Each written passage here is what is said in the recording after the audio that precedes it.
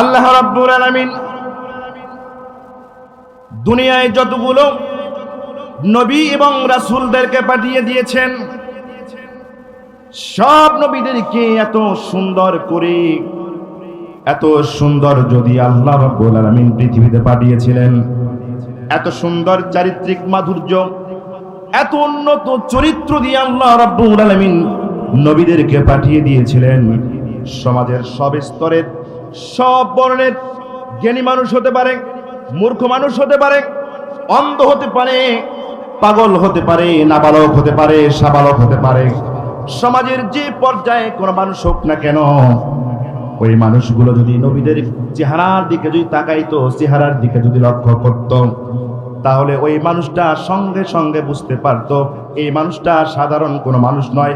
নিঃসন্দেহে নিঃসন্দেহে আল্লাহ তাআলার নবী। জোরে বলেন সুবহানাল্লাহ। সমাজের মানুষগুলো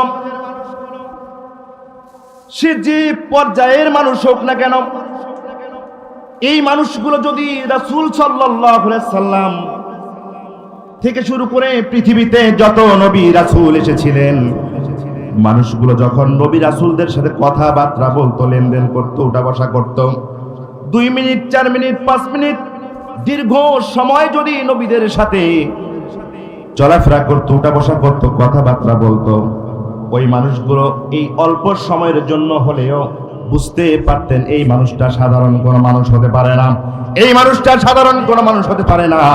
নিঃসন্দেহে নিঃসন্দেহে এই মানুষটা হলেন আল্লাহ তাআলার নবী। চিল্লায়ে কোন সুবহানাল্লাহ। নবীদেরকে চেনার জন্য কোন মানুষকে কোন সময়ের জন্য কষ্ট করতে হয়। সে পাগল হতে পারে, নির্বোধ হতে পারে, অন্ধ হতে পারে, মূর্খ হতে পারে, ডক্টরের ডিগ্রি, উচ্চ শিক্ষিত সম্পন্ন লোক হতে পারে, কিন্তু নবীর দিকে তাকানোর সাথে সাথেই বুঝতে পারত ইনি সাধারণ মানুষ নন, নিঃসন্দেহে ইনি পয়গম্বর। সুবহানাল্লাহ। আমার ভাইয়েরা তাহলে প্রশ্ন করতে পারেন, হুজুর, নবীরা যদি এত সুন্দর চরিত্রের অধিকারী হয়, এত সুন্দর চেহারার অধিকারী হয়, তাহলে কাফিররা, মুশরিকেরা নবীদেরকে মারলো কেন? কেন জুলুম নির্যাতন করলো, অত্যাচার করলো? কাফিররা বুঝতো যে এইটাই হচ্ছেন নবী, আল্লাহ তাআলার পক্ষ থেকে একজন পয়গম্বর, তারপরেও কেন তারা স্বীকার করে নিল না? জানার দরকার আছে না নাই? কথা কি বুঝতেছেন আমার? প্রশ্ন হতে পারে না যে দেখলেই যাকে চেনা যায় ইনি নবী, তাহলে তাকে নবী হিসেবে না মেনে নিয়ে উল্টো জুলুম নির্যাতন, আবার তার উপর লাঞ্ছনা গঞ্জনা কেন করা হলো? তাহলে কি তারা চেনে নাই? কথা কি বুঝতেছেন আমার ভাইরা? আমার কথা বুঝতেছেন? বুঝতেছেন? পৃথিবীতে আল্লাহ রাব্বুল আলামিন যতগুলো নবীকে পাঠিয়ে দিয়েছিলেন, যেই জাতিতেই পাঠিয়ে দিয়েছিলেন, যে মানুষের ভিতরে পাঠিয়ে দিয়েছিলেন, সব মানুষগুলো সুস্পষ্টভাবে চন্দ্রকে দেখে যেমন বুঝতো এটা চাঁদ, সূর্যকে দেখে যেরকম বুঝতো এটা সূর্য, বুঝতে কোনো সমস্যা হয় নাই। সমাজের মানুষগুলো, জাতির মানুষগুলো নবীদেরকে দেখার সঙ্গে সঙ্গে বুঝতে পারতো এটা নবী, তাদেরও কোনো সমস্যা হয় না। গভীর রজনীতে, পূর্ণিমার চাঁদের রাতে, পূর্ণিমার চাঁদের রাতে আবু জেহেল ঘুমোতে পারে না, ছটপট করে, একবার শুয়ে থাকে আর একবার উঠে বসে, একবার ডান কাত হয়ে যায় আর একবার বাম কাত হয়ে যায়, ছটপট করে। এরকম মাঝে মাঝে হয় না? না হয়? কোনো কারণে ঘুম আসে না, ছটপট করে। মাঝে মাঝে বিছানা থেকে নামে পায়চারি করে, হাঁটাহাঁটি করে, ঘুম ধরে না। প্রাণীর স্ত্রী বুঝতে পারলো আমার স্বামীর মনে হয় কিছু একটা হয়েছে, জিজ্ঞাসা করলো, স্বামীজি, নেতাজি, কখনো উঠেন, কখনো বসেন, কখনো চলাফেরা করেন, ছটপট করতেছেন, আপনার কোনো খারাপ লাগতেছে নাকি? আপনার কোনো সমস্যা হয়েছে নাকি? আবু জেহেল বলল, ও প্রাণ প্রিয়তমা স্ত্রী, আমার মনে বড় কথা, মনে বড় ব্যথা, হৃদয়ে বড় ব্যথা, কাউকে বলতে পারি না, কারোর কাছে শেয়ার করতে পারি না, শুধু মনের ভিতরে নিজে নিজে ঘুমছে ঘুমছে যায়, আমাকে পুরো সারখার করে দেয়। সুবহানাল্লাহ বলে। আবু জেহেল স্ত্রী বললেন, স্বামীজি কি ঘটনা একটু খুলে কন। আবু জেহেল বলেন, আমার স্ত্রী, আমার ভাতিজাকে আল্লাহ রাব্বুল আলামিন এত সুন্দর চেহারা দিয়ে সৃষ্টি করেছেন, আমার মাঝে মাঝে মনে হয় আমার ভাতিজাকে একটু জড়িয়ে ধরে আলিঙ্গন করি, মাথায় গালে একটু চুমাকেই মাথার ভিতরে হাত বুলাই দেই। আমার ভাতি যখন ঘর থেকে দিনের আলোতে বের হয়, আসমানের সূর্যটা মলিন হয়ে যায়, আমার ভাতিজার চেহারা থেকে নূর চমকায় দেয়। আমার প্রাণ প্রিয় স্ত্রী শোনো, আমার ভাতিজা যখন রাতের অন্ধকার বের হয়ে যায়, চতুর্দিকে পূর্ণিমার মতো স্নিগ্ধতা ছড়িয়ে দেয়, সুবহানাল্লাহ কোন।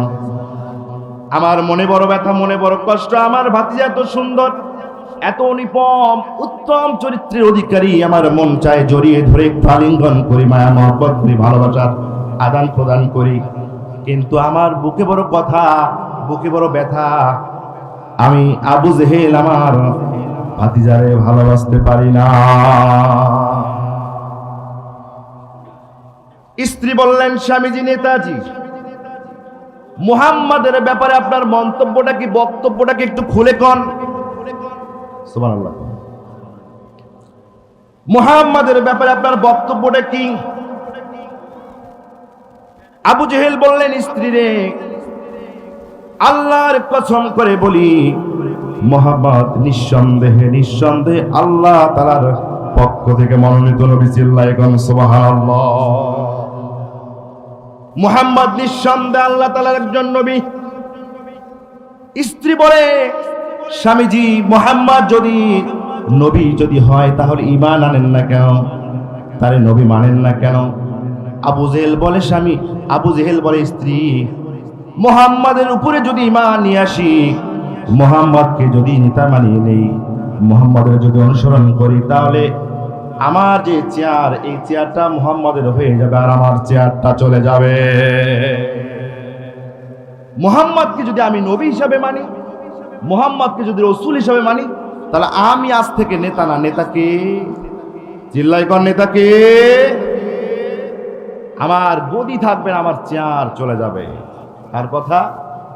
আবু জেহেলের কথা। কার কথা? আবু জেহেলের কথা।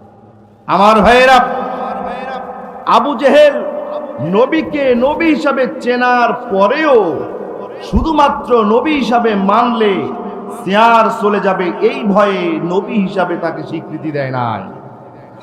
আজ ওই আবু জেহেলের বংশধর প্রেতাত্মারা কোরআনকে হক হিসাবে জানে, রাসূলকে হক হিসাবে জানে, এদেশের আলেম ওলামাদেরকে হক হিসাবে জানে, এদেশের ইসলামী আন্দোলনগুলোকে হক হিসাবে জানে, কিন্তু মেনে নিতে চায় না, স্বীকৃতি দিতে চায় না। কারণ তারা জানে, এদেশের আলেম ওলামাদেরকে মেনে নিলে আমাদের গদি আলেম ওলামাদের কাছে চলে যাবে, আমাদের গদি আমাদের কাছে থাকবে না।